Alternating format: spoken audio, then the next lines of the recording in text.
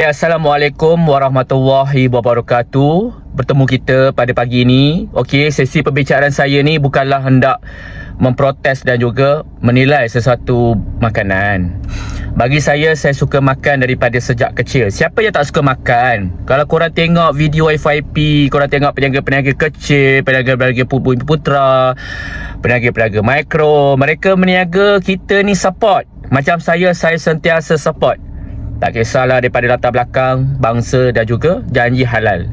Okey, saya suka menilai daripada makanan-makanan yang ada, yang pernah dikeluarkan di dalam TikTok.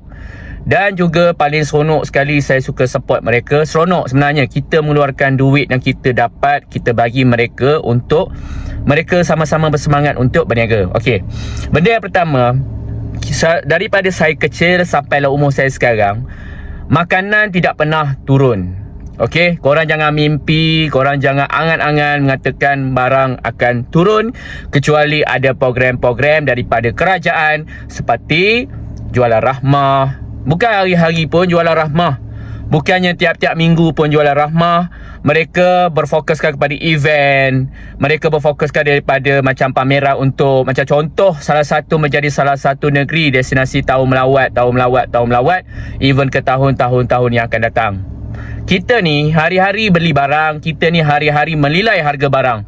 Contoh, The Lotus, Aeon, Billion dan juga supermarket terkemuka di dalam negara kita. Terutama supermarket Bumi Putra kita iaitu Mydin. Okey, apa yang saya nak tekankan adalah hari ni saya pergi ke salah satu kedai mamak, saya beli makanan. Okey, untuk juadah berbuka puasa.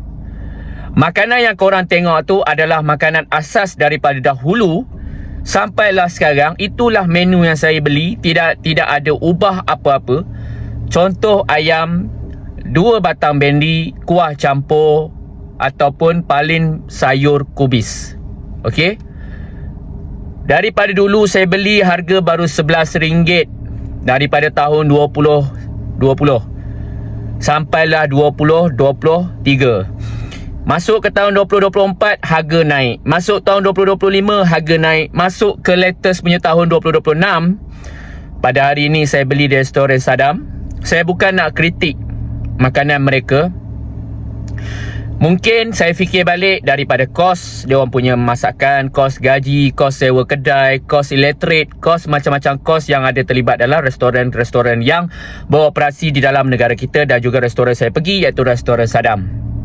Apa yang saya rasa macam kita ni tak mungkin makanan kita, harga makanan yang ready to eat ataupun makanan yang kita dah bersedia untuk makan yang disediakan oleh mereka, cuma kita tinggal bayar dan kita makan saja membaca doa.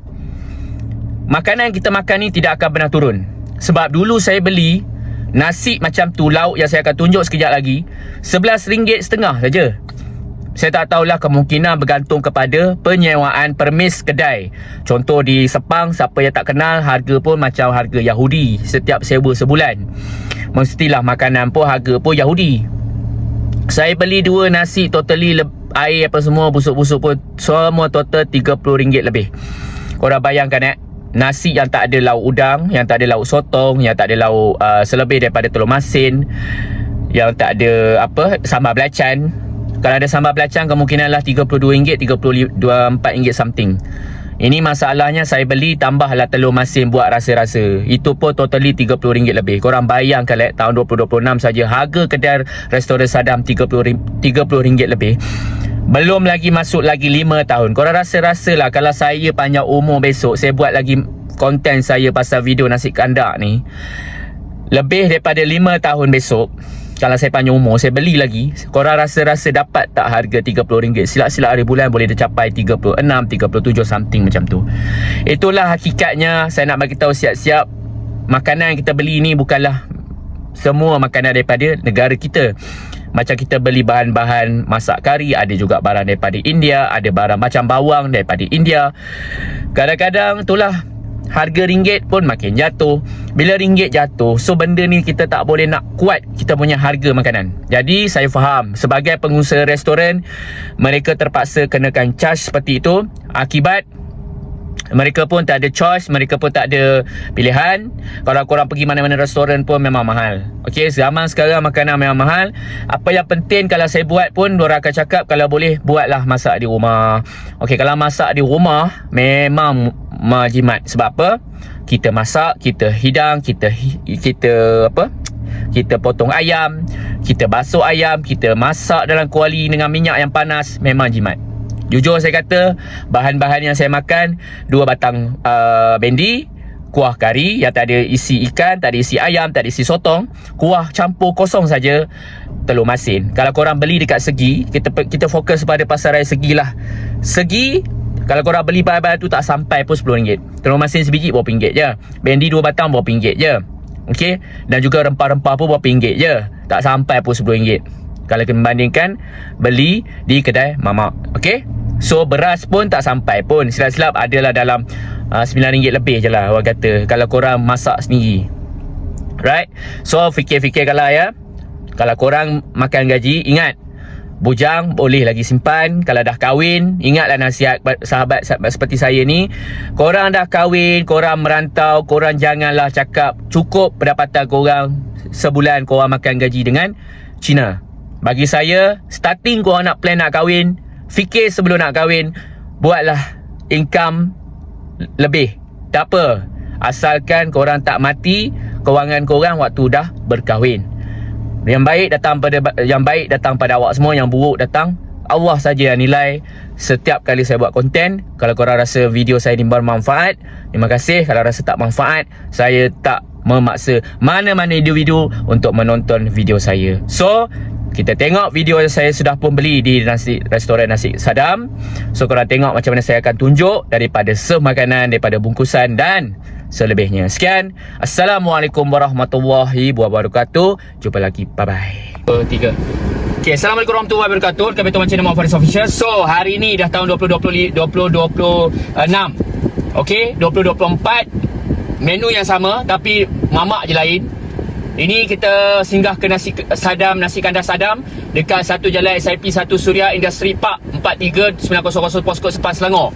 Okey, di tahun 2026. Okey, siapa kata ringgit makin mengkukuh dan juga ekonomi makin elok? Kalau korang tengok nasi kandar saja pada tahun 2026 ni, okey, ini makanan yang saya tunjuk ni adalah makanan asas seharian untuk kita berbuka puasa. Apa yang saya beli pada waktu di KL dan hari ini saya berada di Sepang. Okey, ini adalah nasi daripada Sadam. Kalau korang tengok packaging ni, ini untuk berbuka puasa. Kalau tak percaya lagi, ni plastik Sadam. Okey, plastik dia. Bau tak pergi mana pun. Okey, jadi kita akan tunjuk lauk pauk dia. Kita akan tunjuk penuh Okey, yang ini teh ais kalau beli kat kedai kampung bau berapa ringgit. Ini adalah teh ais limau asam boy. Ni kita tak nak kutuk lah. Ni macam ibarat harga barang akan datang pada tahun dan ke tahun. Ini saya belilah leci ais 3 ketul je buahnya. Okey. Ni bukan saya nak condemn, tapi saya nak bagi tahu inilah harga makanan tidak akan pernah turun sampai kiamat, sampailah kau kahwin, sampailah kau tua. Jangan mimpi harga makanan akan turun. Okey. 1, nasi kandak. Okey, 2, 10.5. So 1 nasi Sadam ni harga dia RM10.5. 2, RM20, RM21. Teh ais limau asam boy RM4.5. Kalau kat kampung baru RM2 lebih, tak apalah, mungkin orang kata duduk kat KL, duduk dekat Sepang. Lychee ais RM5. Kalau dekat kedai kampung baru RM3, RM2 lebih. Ni dah RM5. So, kita akan tengok ini adalah menu asas biasa macam mana saya beli tahun-tahun lepas. Ini pertama kali saya buka video saya. Okey, apa menu dia? Macam biasa, dia tak ada beza macam dulu. Ayam 1 ketul, ayam bawang, bendi 2 ketul, telur masin sekerat. Ini pun dah hilang, nampak? Tu saya kata, bukan saja kuih Melaka saya kena scam, telur masin pun kena scam. Bukan lawak ya. Ini dah realiti. Saya bukan nak condemn, saya bukan nak menilai, tapi inilah, kalau ia pun telur masin janganlah hilang. Kau tengok ni, hilang. Hilang, tak penuh. Dah macam manalah bangla terpotong. Tak apa, sebab bulan puasa. Okey. Ini ada telur masin. Okey, ini yang biasa. Okey, ini yang biasa. Awak tengok sendiri. Sorry, ini ada yang ada special sikit. Ni saya biasa belilah. Bukannya saya ada tukar-tukar, tak ada. Biasa bulan-bulan puasa saya akan tukar. Okey, beza dia. Ayam bendi 2, kuah campur 10.5. Macam ni menu dia, kau tengok. Ringkas, tak ada sayur. Bendi 2 ketui je. Kalau beli kat Segi Fresh, 2 ketui berapa sen saja dia charge.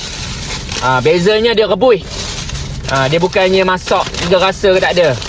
Okey, kenapa saya buat konten pasal kedai mamak nasi Sadam ni?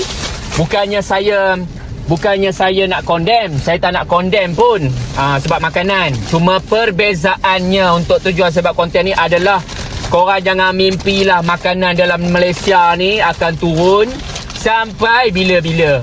Saya nasihat, janganlah mimpi. Hanya hujan saja yang turun, makanan takkan turun. So, kepada anak muda di luar sana, ingatlah pesanan saya. Makanan takkan pernah turun, ringgit semakin menyusut. Itu saja pukul saya pada hari ini. Thank you for watching. Bye-bye.